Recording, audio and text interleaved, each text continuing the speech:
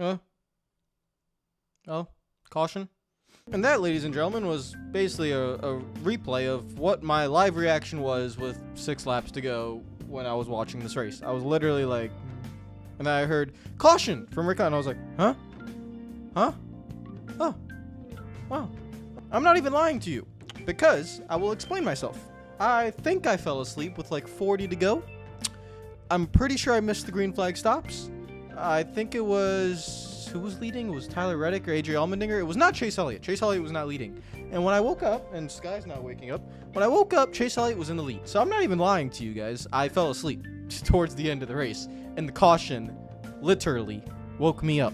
So, you know, it is what it is. That's what happens when you sleep late, and that's what happens when Arsenal put you through the biggest, like, just, you know, gut-wrenching, heart-racing win of ever, and we're still top of the league, and my mind was fried from that. I was physically and mentally exhausted.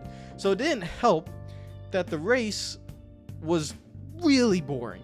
Like, guys, this race today, if you didn't see it, and if you did, you guys know, it was really, really boring, and probably the worst showing I've seen from the next-gen car at a road course race. Now, we know that this car struggles at road courses and at short tracks, but today was something a little bit special. Like, it was, like, just really poor. I mean, there was no passing anywhere. Not in the midfield.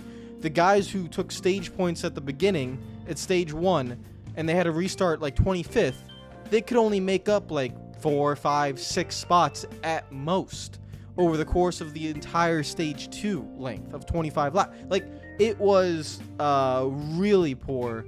And again, I'm sure NASCAR are going to work on it. Their number one priority at the moment is going to be the safety of the car, which they're going to implement next year. But they also need to figure out how to get the car racing better at short tracks and road courses, which again, I say this all the time. It really confuses me why this car is good at intermediate tracks, but poor and affected by dirty air in slower speed corners. I really don't understand that, because just the laws, what we know about racing, the slower the corner speed, the better the car can handle in traffic. And so you can go 50 miles per hour through a corner, like you're going to go at Martinsville. You can go 60 miles per hour through Martinsville in a corner, and it has more dirty air than if you go 170 at Las Vegas. Like, it doesn't, I don't get it. Whatever. But that's the story of the race. You know, stage 1, stage 2, points and all that. It was a very poor race. Very not memorable. Just poor. Just very, very poor. Let me know what you think in the comments down below if you agree with that or not.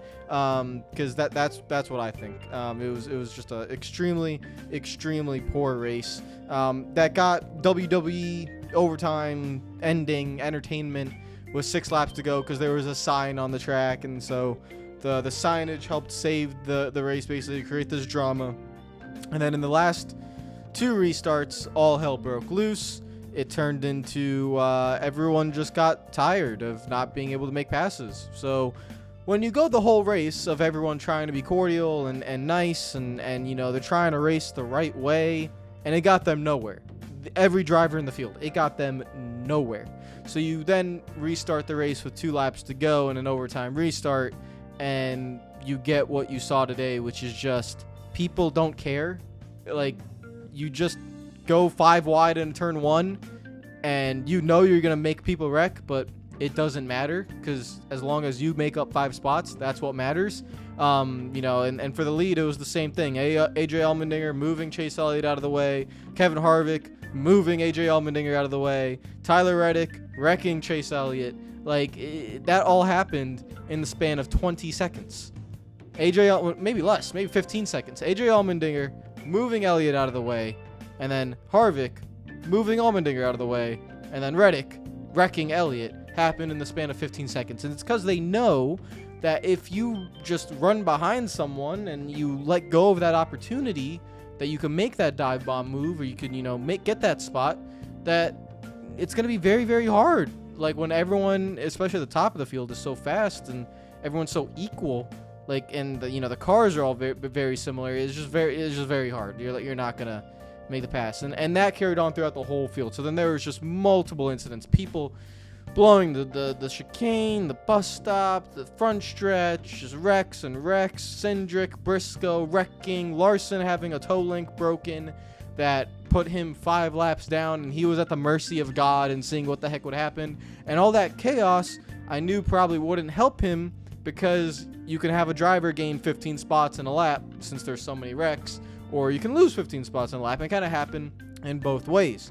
And then most importantly, you had the guy who had to win, Christopher Bell, who pulled off the right strategy. You know, throughout the whole entire race, they didn't go for stage points.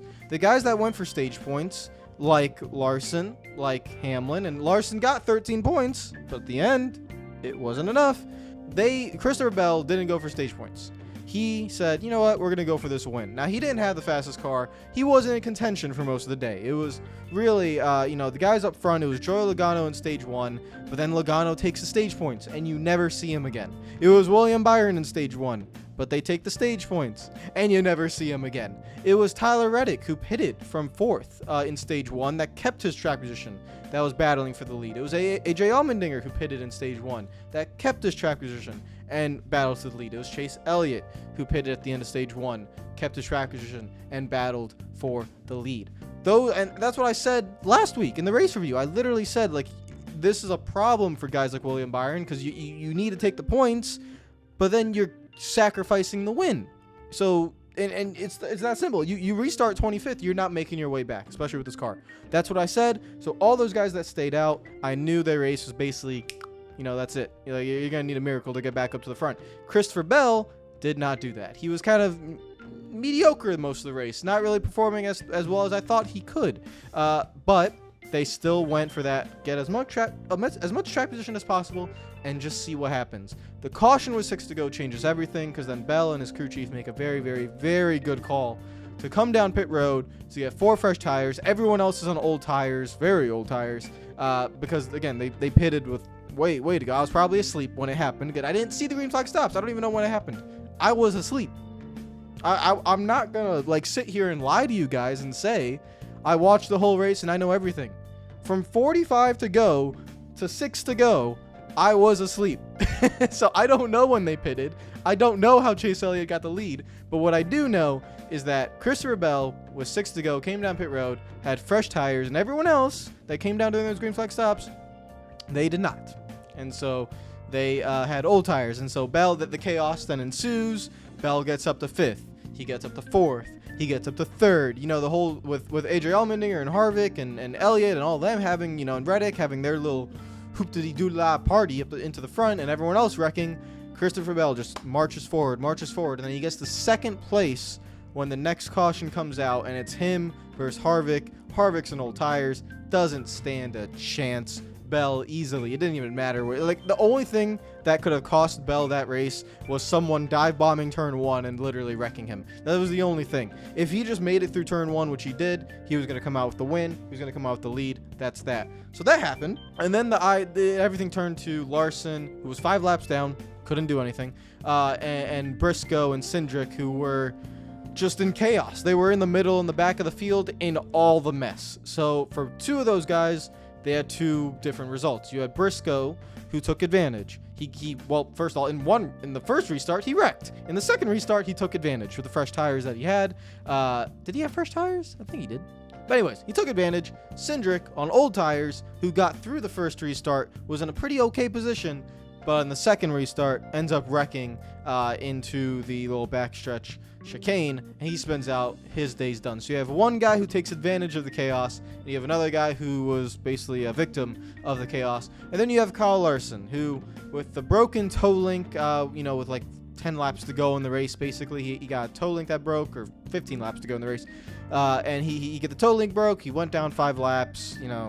You thought he was good, then he wasn't good, and with Bell winning the race, that's what knocks Larson out. And it took a pretty crazy circumstance, because when you looked at that restart, you would think AJ Allmendinger might win the race, Tyler Reddick might win the race, Chase Elliott might win the race. You weren't really thinking Christopher Bell until all the chaos happened. And if Bell doesn't win the race, Larson advances. But Bell wins the race, so Larson doesn't advance because Briscoe was able to make up the spots. Now, out of all this chaos, I will admit I was a little bit peeved I am a Hendrick fan. I don't think this has anything to do with that. I mean, it's really not about Larson. Larson has struggled this season.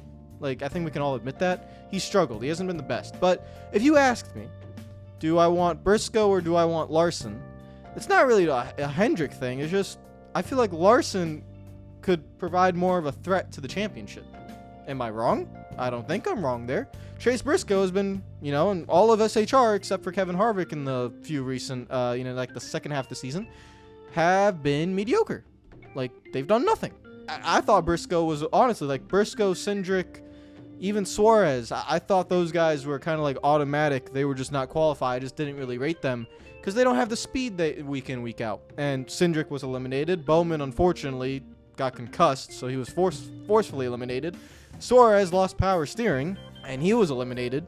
But Briscoe advances at the price of Larson. And when I look at it, I'm just, and again, I know I'm fully admitting I'm a Hendrick fan, but that doesn't have anything to do with it. It's just, I don't think Briscoe can challenge for a championship. He's in the round of 8, but do I see him doing anything to really compete for that championship? No. So I would have rather seen Bell and Larson advance, because Bell has been one of the strongest drivers in the entire in the playoffs, and Larson, even though he's been struggling and not the best, he still still was showing some speed. He could still win basically any race, showing more speed than Briscoe. So that just like a personal subjective, not objective point of view, nothing against Briscoe. Congratulations to him. I just didn't it was like It kind of makes it easier to predict the top 4, basically. It's like, I'm not going to put Briscoe in the top 4, so there's 3 guys that might get eliminated. Now, he might prove me wrong. I might get clipped up, and in 3 weeks' time, everything I'm saying right now looks like I look like an absolute idiot. Hopefully, he does prove me wrong, but I don't see it happening. For Larson, unfortunate. Kyle Busch blew an engine. That's why he was out of round 1. He was not supposed to be out of round 1. He blew an engine, got in wrecks, yada, and all that stuff happens. That's why he got eliminated.